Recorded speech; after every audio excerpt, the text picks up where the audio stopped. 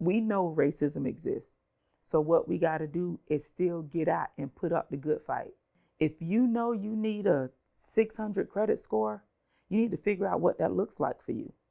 And yeah, you may go to the bank as a Black person and get 20,000, and the white person may get 100,000. That could totally be the case. But get your stuff together so you can get those 20. You got to be able to sit at the table. So what does that look like for small business to be able to sit at the table?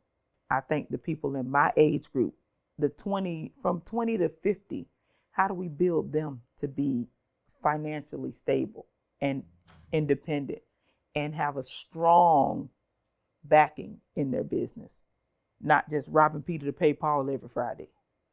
How do we do that? How do we transition you from working and being a business on nights and weekends to being a business 24/7? How do we do that? We need the capital, the education, the willpower, and the know-how.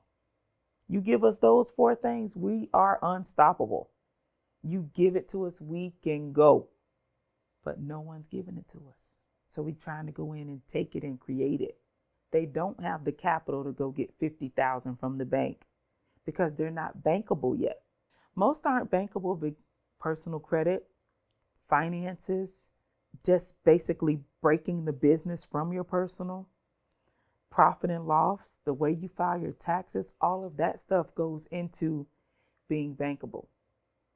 I mean, if you're making $1,200-1,500 a month in your business and you're spending it just to pay your rent here in Tampa Bay, how is that business? Times have gotten harder. I mean, milk is expensive, gas is expensive.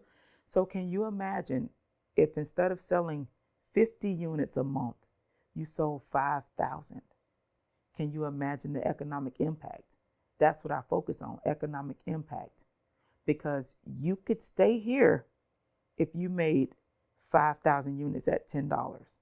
But if you only sold 50 at $10, you still got to go to work Monday. Getting the community or customers to support minority and women-owned businesses. That's my greatest challenge, getting people to buy Black.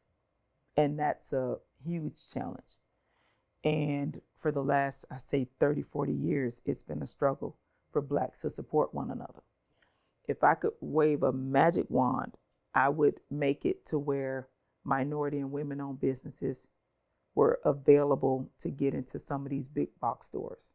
That would be my goal.